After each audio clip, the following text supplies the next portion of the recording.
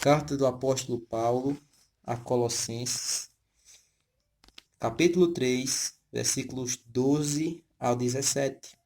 Revesti-vos, pois, como eleitos de Deus, santos e amados, de ternos afetos de misericórdia, de bondade, de humildade, de mansidão, de longanimidade. Suportai-vos uns aos outros, perdoai-vos mutualmente, caso alguém tenha motivo de queixa contra outrem. Assim como o Senhor vos perdoou, assim também perdoai vós. Acima de tudo, porém, esteja o amor, que é o vínculo da perfeição. Seja a paz de Cristo o árbitro em vosso coração, a qual também foste chamado em um só corpo, e sede agradecidos. Habite ricamente em vós a palavra de Cristo. Instruí-vos e aconselhai-vos mutuamente em toda sabedoria, louvando a Deus com salmos e hinos e cânticos espirituais, com gratidão em vosso coração. E tudo o que fizerdes, seja em palavra, seja em ação, fazei-o em nome do Senhor Jesus, dando por ele graças a Deus Pai. Queridos, diante desse texto de Colossenses, onde Paulo adverte a igreja de Colosso a não se enveredar pela religiosidade, pela uma vida baseada no ascetismo, ou seja, em que pessoas simplesmente maqueiam o problema. É aquele provérbio que nos diz assim que quando tem um lixo na casa, ele põe debaixo do tapete. E o que eu vejo em muitas igrejas, em muitas religiões, não é enfrentar o problema, mas maquiar o problema. Se existe uma das religiões que eu considero mais rigorosas nos seus preceitos, é o islamismo. E eu estava estudando acerca do Islã e vendo que o Islã é uma religião extremada. Eu até postei em algumas ocasiões em que um adulto, ele chicoteava uma criança porque não estava decorando o Alcorão, o qual deveria-se realmente ter tudo em mente, parte daquele conteúdo que eles têm como sagrado. E aí eu fico pensando para nós, a igreja do Senhor, né? E que em dado momento a gente, no lugar de caminhar pela via da conversão, como eu disse ontem, não do convencimento, mas de uma autêntica conversão. E o que a gente vê hoje na igreja do Senhor é adentrar no seio da igreja pessoas não meramente convertidas, mas pessoas meramente convencidas do Evangelho. Eles adentram aos templos não em busca de que compreendem piamente que são pecadores que necessitam de forma tremenda do perdão de Deus, mas eles vão em busca de determinado algo para preencher a sua vida. E o que eu quero aqui dizer mediante esse texto, meus queridos, é que a vida do eleito é um culto contínuo a Deus. Eu sou muito prolixo, muitas vezes até insistente nas minhas homilias em dizer que não basta meramente nós sermos religiosos. A gente tem que perpassar, como diz a Bíblia, se a nossa vida não ultrapassar a dos escribas e fariseus, nós estaremos no mesmo grau de mediocridade deles. E o que é que Deus nos chama? Deus nos chama na condição de santo, de eleito, viver uma vida de um eleito de Deus.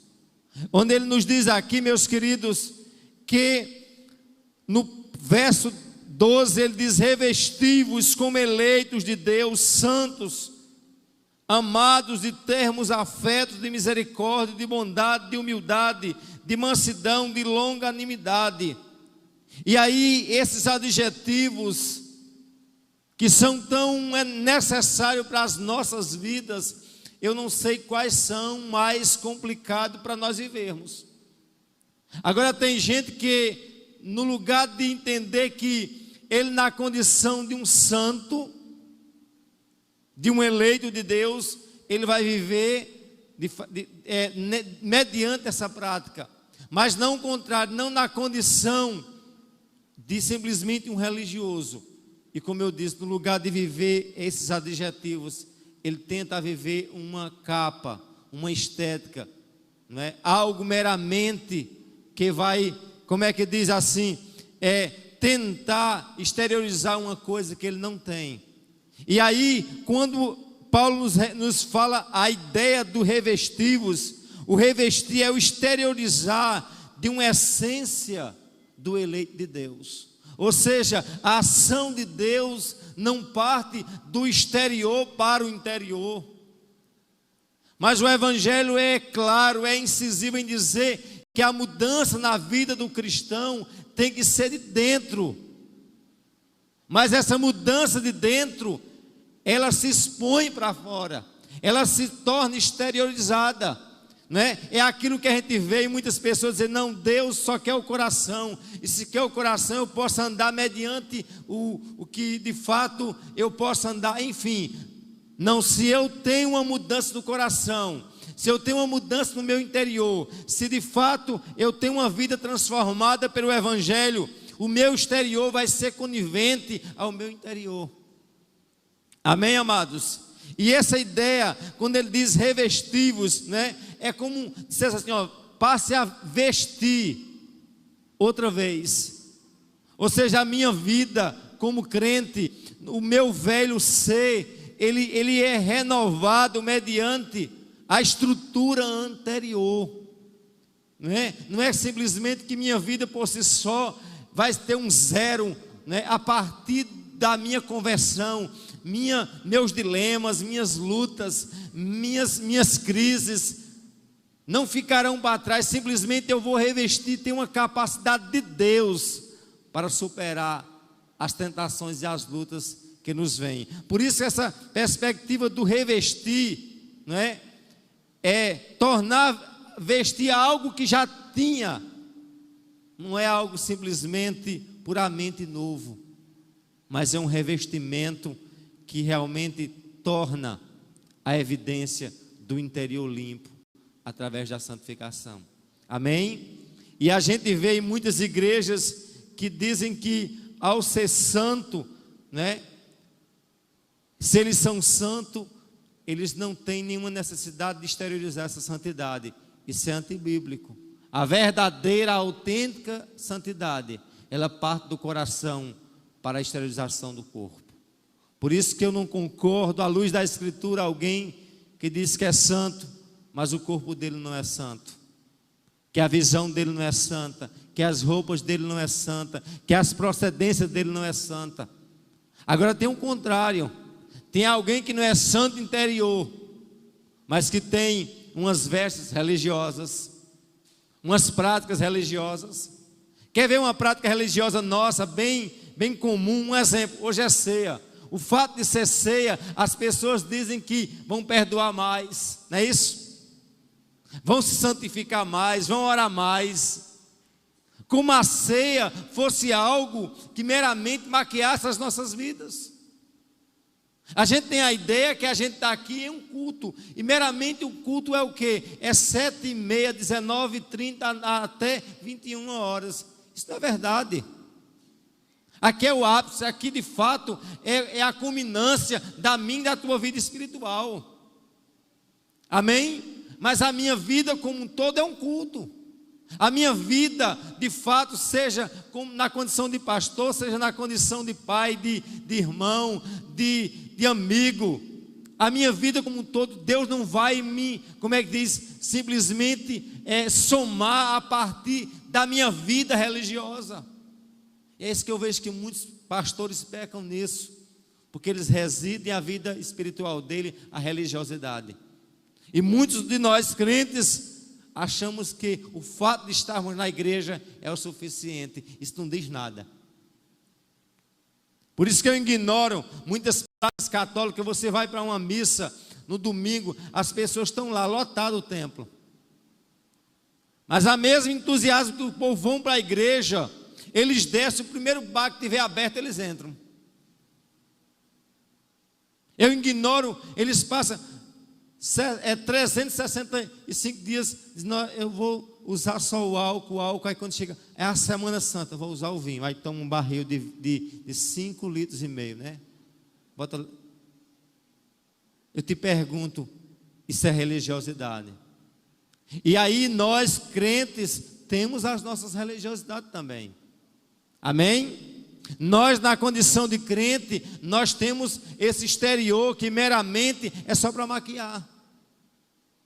Você já observou aquelas igrejas que muitas vezes são altamente ascéticas, vê pecado em tudo, e quando você menos imaginar, está um escândalo sexual, está uma verdadeira orgia no interior, nos bastidores, só a graça, mas o que quer apresentar é o que está na igreja.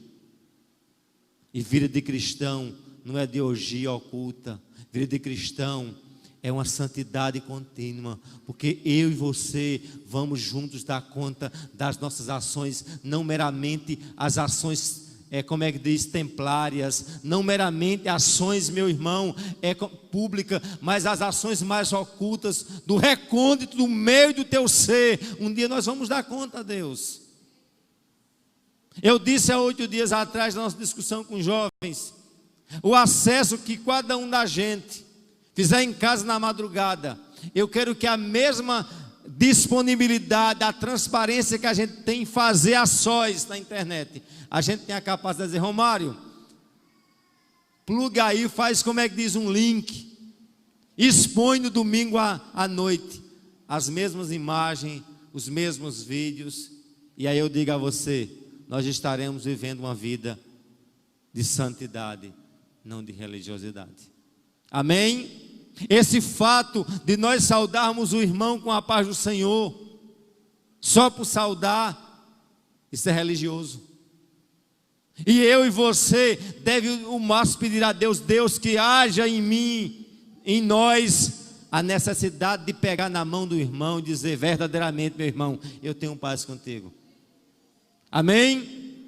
E é isso, meus queridos, que o Senhor nos chama, para vivermos na condição de eleitos, de santos, de amados, de vivermos mediante a misericórdia, a bondade, a humildade, a mansidão, a longanimidade. E eu sou bem franco com vocês, preciso me enquadrar dentro desses adjetivos cristãos, porque entendo que para ir para o céu, eu tenho que me voltar inteiramente para as verdades do Evangelho. Amém, meus amados? A segunda verdade que eu queria que nós estivéssemos refletindo é que o amor é a marca primária do eleito. O verso 14, olha a grandiosidade desse verso, onde ele diz, acima de tudo isso, porém seja o amor, o vínculo da perfeição. Se você não fizer as coisas pelo amor, se você não for conquistado pela necessidade de ficar, eu posso até dizer um termo que alguns acham que é puramente carnal, ou seja, se eu não ficar apaixonado por Cristo.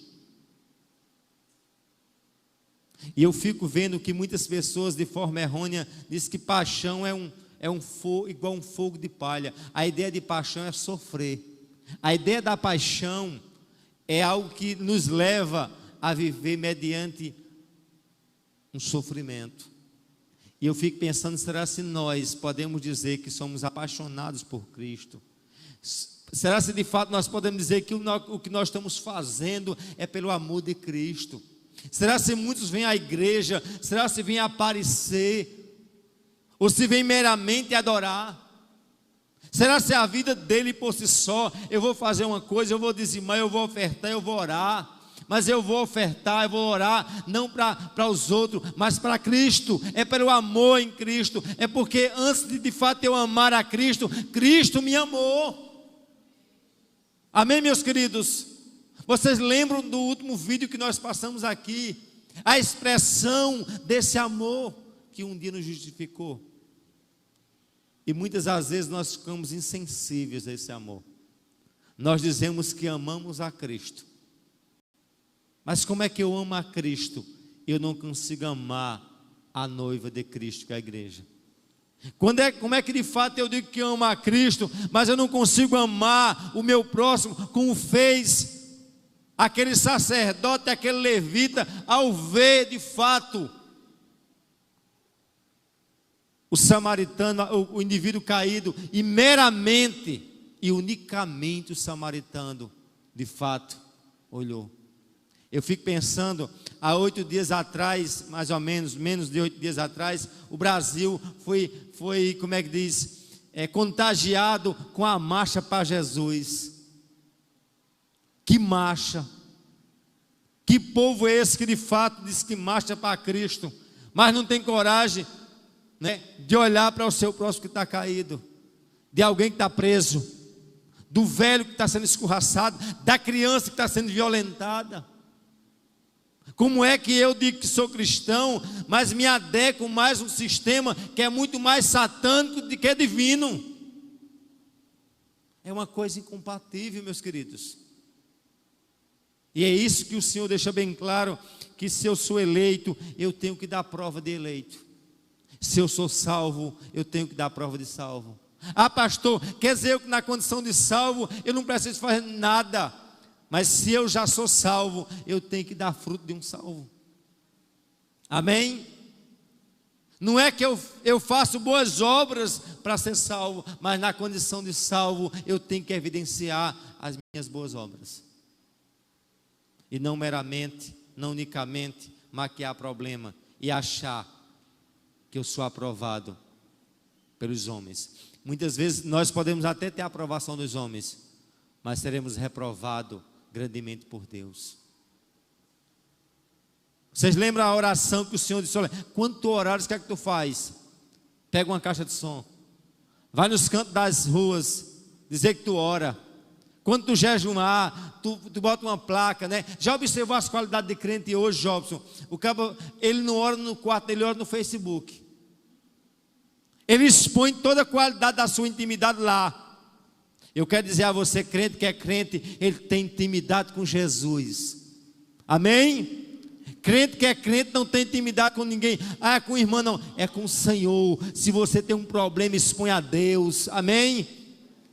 Quantos casamentos, quantas pessoas que estão vivendo uma vida delinquente, no lugar de simplesmente colocar a sua vida diante do altar, ele vai compartilhar no Facebook, vai compartilhar num grupo fechado de WhatsApp, mandar mensagem. Isso não é Deus. O povo de Deus tem intimidade com Ele. Jesus disse: quando quiseres orar, faz o quê? Entra no teu quarto, fecha a tua porta e fala em quê? Em secreto com Deus. É isso que o salvo, que o eleito, que o crente deve assim fazer. Amém? E na condição de salvo, como diz o verso 14, acima de tudo, porém, seja o amor que o vínculo da perfeição.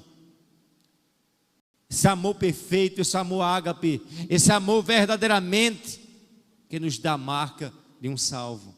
Isso deve realmente ser evidente na minha e na tua vida. Amém, meus queridos? Terceira verdade: a paz de Cristo é o símbolo da unidade cristã. Essa paz que ele está dizendo aqui no verso 15, acompanhe por favor comigo, onde ele diz: seja a paz de Cristo o árbitro em vosso coração, o qual também foste chamados a um só corpo e serdes agradecidos. Analise quando ele diz a paz de Cristo seja o árbitro, seja o juiz, seja alguém que seja o divisor. Essa paz que nós devemos ter uns com os outros não significa ausência de conflito. Alguém acha que só iremos ter uma igreja perfeita se não houver conflito. Assim mata o povo, porque onde tiver gente vai ter conflito. Agora, a capacidade minha e sua é ter a paz em meio às guerras, em meio às diferenças. E é justamente o meu desafio e teu é viver o amor de Cristo em meio às diferenças. Por isso que Ele nos chama para sermos realmente e vivermos esse amor, né? E que esse amor seja o vínculo da perfeição. E aí ele prossegue, meus queridos, dizendo uma coisa aqui, olha: seja a paz de Cristo hábito em vosso coração, o qual foste chamados em um só corpo. Essa paz, ela conduz, ela produz em nós a unidade do corpo. E eu fico pensando que muitas igrejas pegam as denominações dele como entendem que é a igreja. Eu já vi algumas pessoas comentarem acerca doutrinariamente, outros costumes, e eu sempre digo às pessoas: nós somos uma igreja, sim, mas a igreja em si não é a nossa, nós somos parte do fragmento da igreja do Senhor. E se a gente se fechar a ponto de vivermos em uma redoma, nós não seremos nenhuma denominação, nós já estaremos mais ou menos uma seita. E tem gente que quer fazer da igreja uma seita. E a igreja jamais será uma seita. A igreja sempre será o povo de Deus reunido. Amém? Debaixo de quê? Da graça, do amor, da paz de Cristo. Amém? É isso que Deus manda fazer. Dê a paz. Se não quiser a paz, que a paz venha sobre si.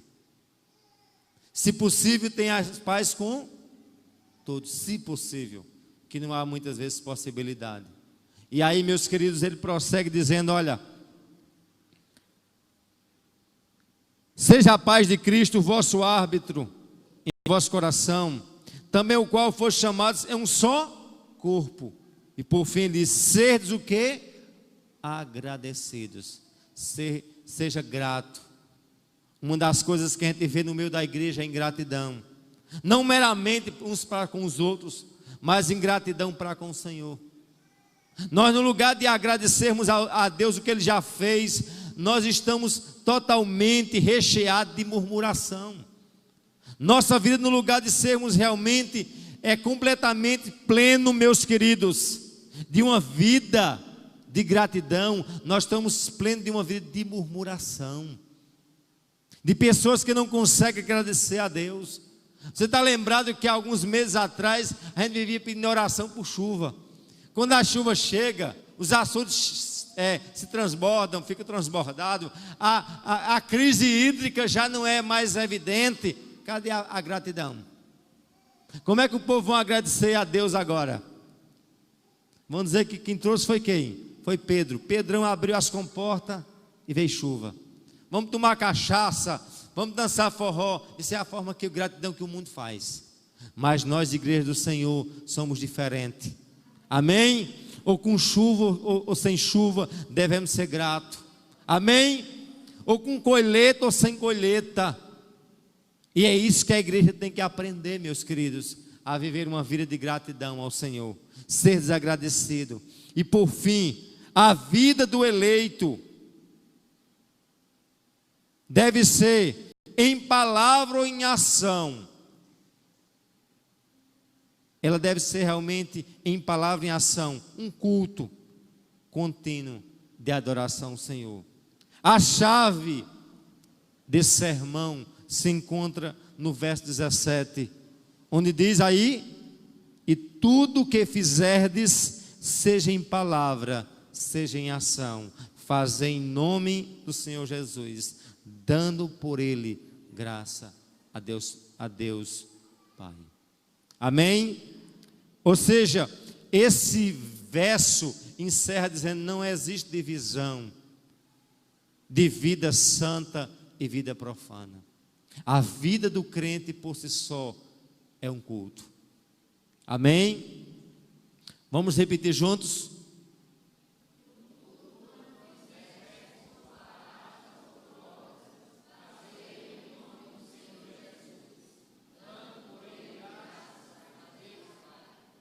Tudo o que fizerdes por palavra, diga palavras ou obra.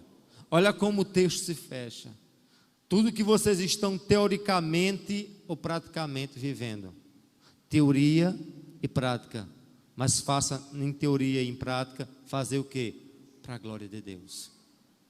Ou seja, em síntese, se eu vou agredir alguém que aquela agressão não é para a glória de Deus, eu não devo fazer. Se eu vou fazer qualquer coisa, o critério que eu tenho que procurar saber: Deus está sendo glorificado? Amém? Eu já vi muitas pessoas, eu vou fazer isso, pastor, eu vou sair do conjunto, pastor, eu vou sair da tal liderança. A primeira coisa que eu pergunto é para a glória de Deus, se Deus mandou, pode ir.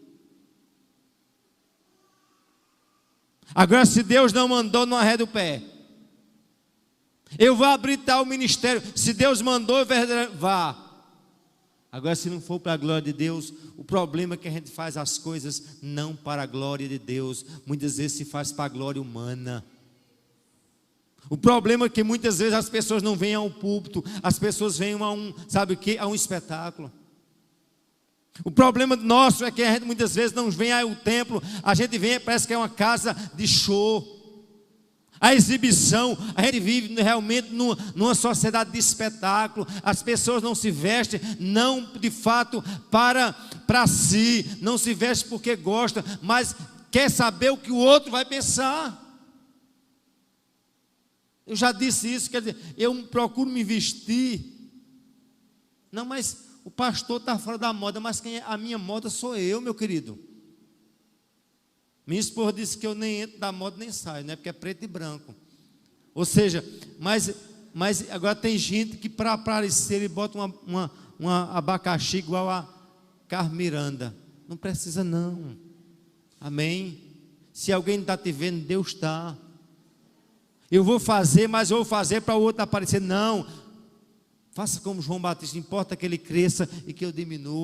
O que a gente vê é muitos holofotes jogando nas pessoas e Deus sendo... o povo diz, Deus está aqui, está não. Tem ambiente que Deus não está não. E aí eu encerro dizendo, se o teu café, se o teu jantar, se o teu casamento, se a tua escola, se a tua igreja, se o teu relacionamento conjugal está glorificando a Deus, pode ir em frente. Se não for, a partir de hoje, focalize Deus na tua vida como um todo. Amém? Não pense você, não pense eu, não pensemos nós que vamos enganar o Senhor. Amém? Nós podemos enganar até a nós mesmos, mas a Ele jamais. Olha o que é que diz, diga, tudo que fizerdes. Esse tudo já é muito gritante isso, tudo. Em que? Aí ele diz, diga palavra e obra. Fazer o que? Em nome. Dá para colocar o nome do Senhor naquela enrolagem? Aqui é uma trambicazinha, Senhor. Se é trambicagem, não pode usar o nome do Senhor. Já observou aqueles qualidades de crente em veaco, enrolão? Quem vai pagar é Jeová, Deus vai providenciar. Sabe que não vai.